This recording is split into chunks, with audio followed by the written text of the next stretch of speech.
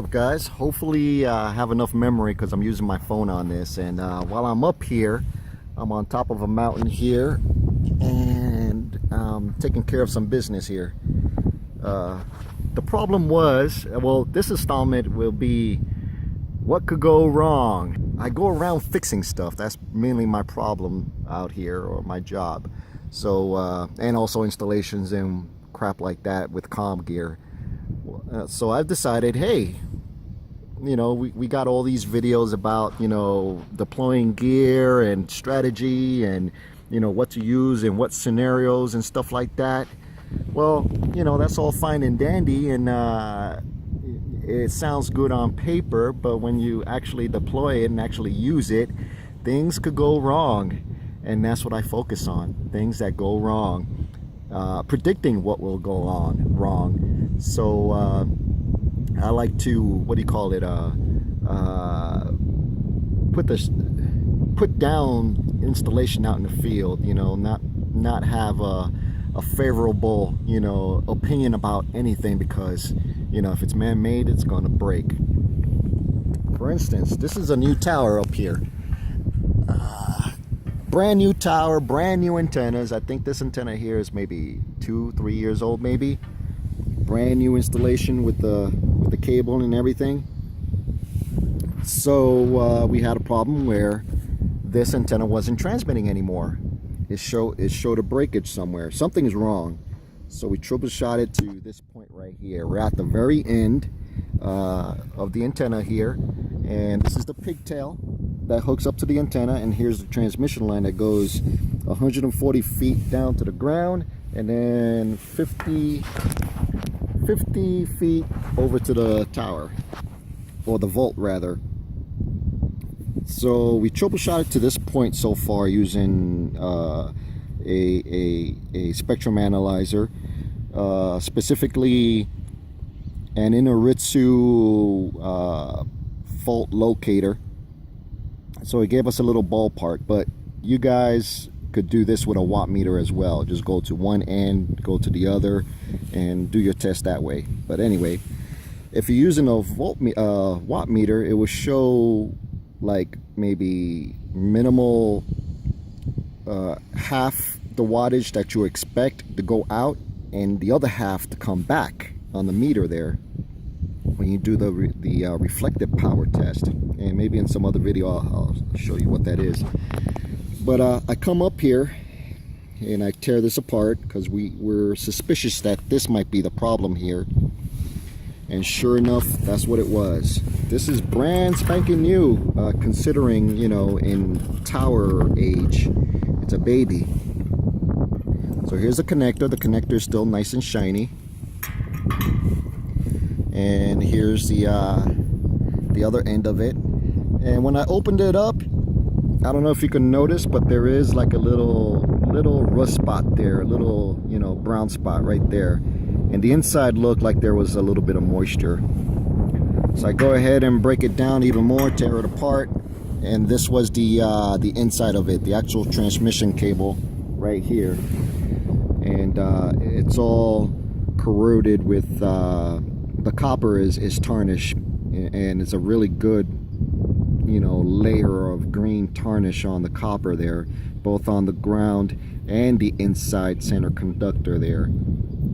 And this is like a quick sort of install connector, solderless, and this is the original. There's no tarnish on the center contact there. I don't know if you can make that out.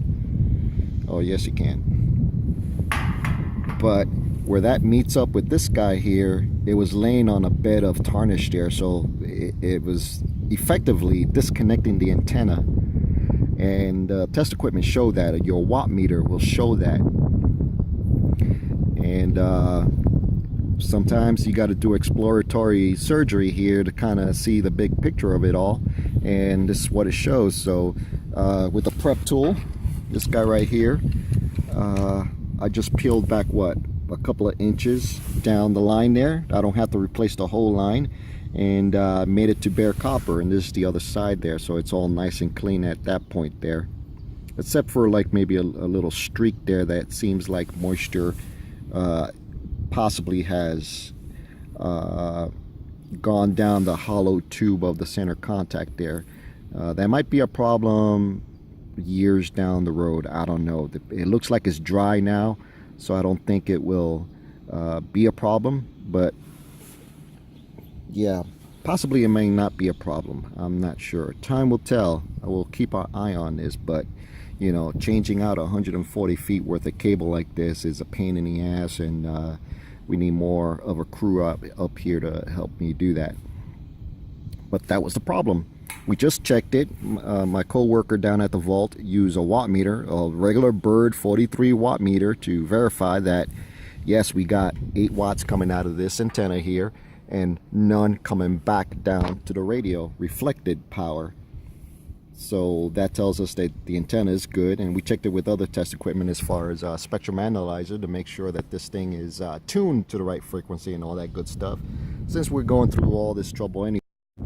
Now in the past I made videos about doing, you know, transmission line weatherproofing and everything, and I've been using this rubber self-fusing rubber tape there as a water sealant, moisture sealant agent or whatever to apply after the electrical tape on top of it to weatherproof it. And usually a couple of layers of this plus electrical tape over it should do the trick, and it does.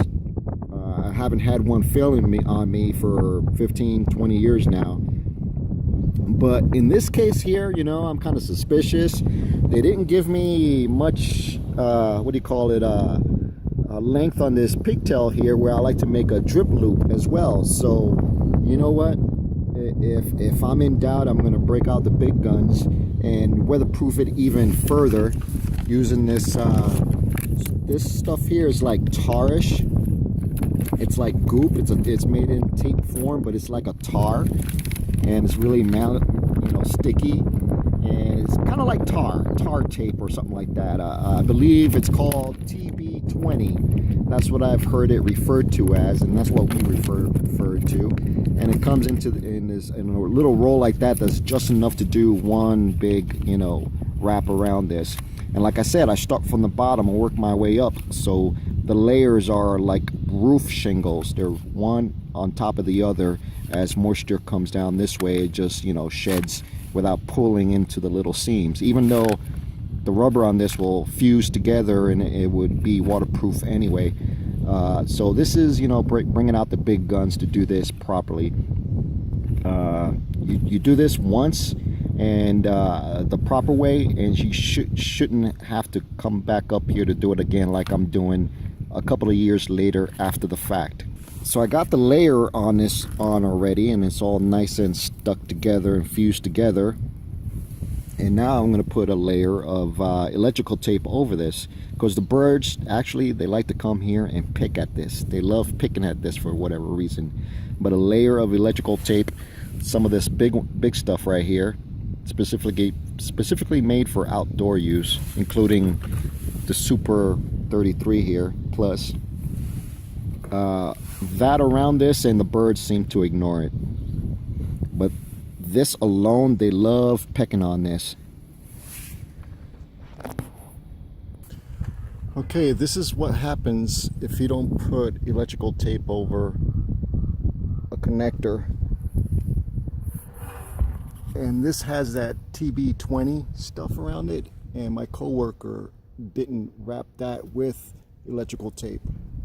On the bottom there is electrical tape where it meets the metal underneath all this, but the birds have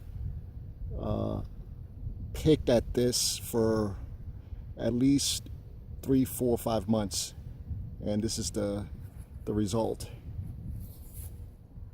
Same thing with that one up there. And I'm not going to fix it. I'm going to make my coworker do this, and whoever else. I'm not doing this. I didn't cause this. So that's on him. And this is what a proper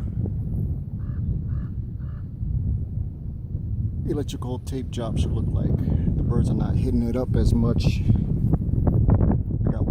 peck over here, but it just came through the seams there, and they're focusing on that, but they're leaving all this okay. Same with the top there. So they're somewhat ignoring it. All right. So here's the final step. I got electrical tape over this, the final layer, going down, then back up again. So there's like a double layer. So right up here where the tape ends and it sort of, the end of it sort of terminates right here. What I like to do is on top of that, just this one part there where the electrical tape ends, I put one small layer of snakeskin, rubber self-fusing tape at the very end. I noticed that with some time at the end of the electrical tape there, the elements out here in the field will get to it, and the rubber adhesive actually will start to break down, and it would actually start to peel backwards, and the electrical tape will start to unravel.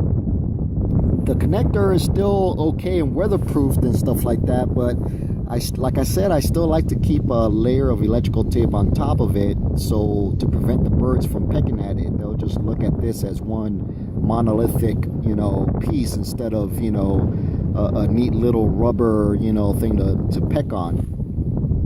So with me putting a final wrap of adhesive rubber tape on there, it ensures that electrical tape underneath is well stuck on to the cable itself and not ravel itself with time. I'm saying within a year it'll start to unravel. So that's at the end termination point, of that electrical tape. Here is where I put a little bit more on top of this here to have that stick on there for good and not unravel. And then on top of that, another layer of electrical tape, and it doesn't matter if that piece kind of falls off, because it's just to keep this, okay. It seems obsessive, and I've been accused by my coworkers that it's a little bit overboard, but you know what? Once I get done with this job here, I'm not coming back. This thing is going to remain until maybe, an earthquake or something tears down the tower. And I could almost guarantee that. And that's saying something. And that's pretty much it. We tested it, and it works okay. And we'll go on to the next.